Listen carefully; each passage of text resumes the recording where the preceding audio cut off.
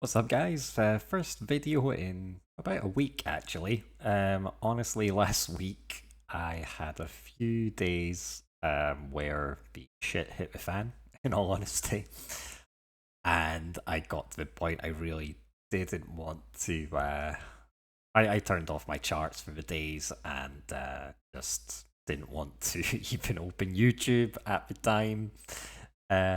So yeah, there was a long weekend, so I had some time to reflect on my trading strategy, what I'm doing with my life.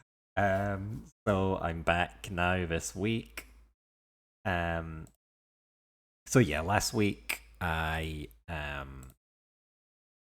bring that up anyway. So last week I had say of a crisis, or maybe a crisis of confidence. I maybe just lacking a lot of confidence due to the lack of progress, both in terms of skill and consistency. I think there was times last year where even within the last 3-4 months, or 4 months, let's say, where I could get even up to 10 wins in a row trading this strategy. Then the loss would be where the wheels come off. But now, I don't know, it just feels like I'm struggling to get 2-3 wins in a row. Or maybe that's what it feels like. Maybe I really need to start journaling well again. But each loss just feels like one big confidence crisis.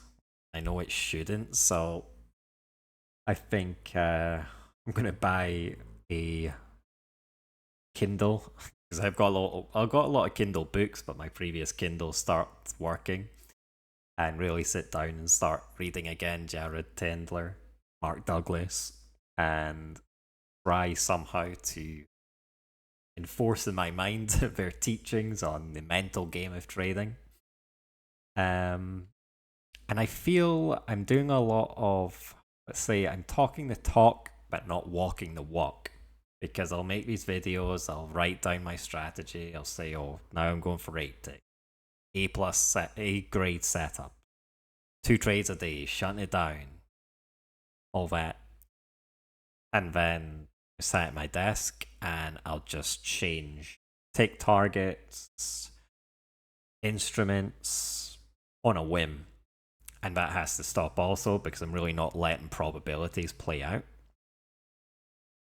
And that's not helping confidence either because I'm not getting confidence and seeing results play out over time. So as you can see on the screen, I have 2 evals now. Um, and the first one I'll talk about is Lucid. So I've just been trying to rush evals and really just focusing on passing evals, the PNL, rather than the process. On Thursday, for example, I had an Apex eval. It was at $1,200, $300 from passing. And on Thursday, I thought I need to pass this today. I need to pass it before the long weekend. I want this PA by Monday. Of course, jumped into an aggressive trade on NQ. And NQ, if you get it wrong and try to double down, it will destroy you in minutes. And it did. So I got a Lucid eval. There was a sale.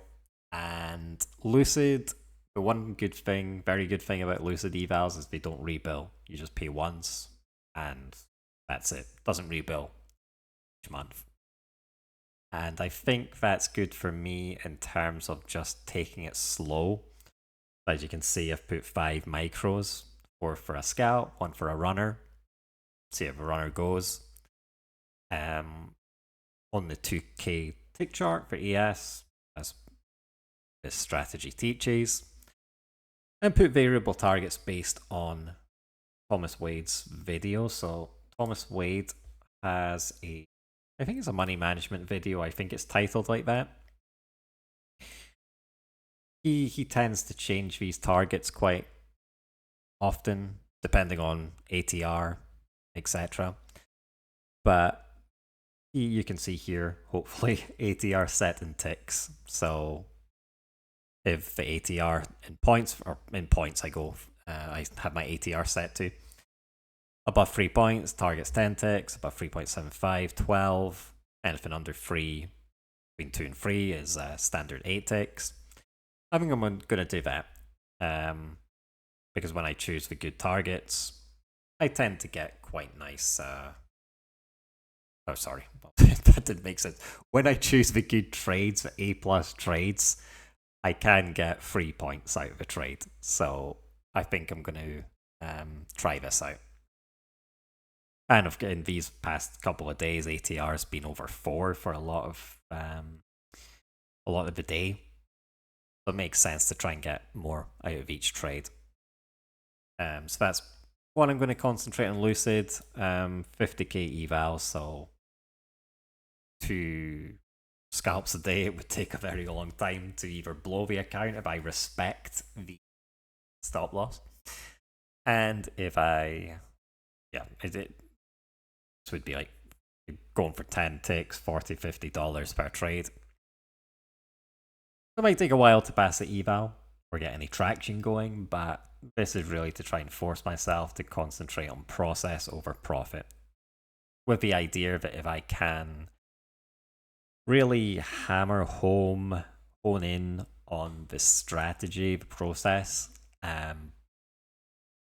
should all be in place by summer, mentally, the mental game at least, confidence in the strategy, and then once summer's over, once that summer trading period is over, we can hit the ground running for the end of the year.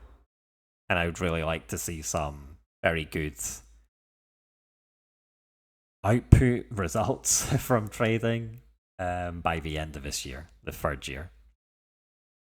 As you can see, I also have an Apex account listed. I have an Apex eval, which I think I tilt bought when I blew the other one. I was on 90% sale, 25k. Trading this very aggressively, 1 mini. And just trying something out 10 points a day. I do follow someone on Twitter. Iku, I think his name is, on Twitter. He is a big proponent of negative R&R and seems to have very good success with it on the NQ. Trades completely different strategy, but he tries to get a few 5-point scalps a day on the NQ. And 10 points is very achievable, of course, always choosing the good setups. But 10 points a day NQ is $200. And it's just an experiment of mine on the 1k tick chart, just to see if there is something there for me as well. And maybe if I have 2 different accounts, I might be a bit more patient with the Lucid account if I can be a bit more aggressive in Apex account. And it's just very cheap eval, $1,000 of drawdown. Mini might not last long if I'm not taking good setups, but so far I took 2 trades this week, both winners, so the account's sitting around $500 now. So if I can just get a little streak going, could have that Apex account passed. But yeah, just an experiment to see, is there something there with NQ? I know most people trade NQ with a 1,500 tick chart, but it's very slow for me. Doesn't offer up a lot of moves, whereas the 1k tick chart seems to move more like the 2k on the ES and offered up some entries. So that's where we are, and I really need to start showing trades or filming the trades again. I might just stream maybe. I think the thing that's, because now I teach English in the morning and then walk my dog, and when I get back home, I've already missed 40 minutes to be open, 1 hour, and I think that's stressing me out a little.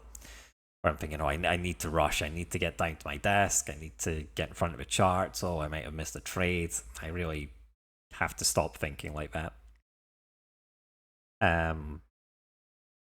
But yeah, I think I need to start filming again the trades, really have some more accountability, maybe stream as well the charts, and yeah, just bring a lot more accountability to my trading for myself, just to own up to some of the disasters that are occurring. But yeah, I took 2 trades today, one in the NQ, one in the ES. We go on the NQ first. I honestly find today quite difficult to chart. At times there was small congestion, and then all of a sudden we would get big spikes in either direction. And I was mainly trading in this part of the day.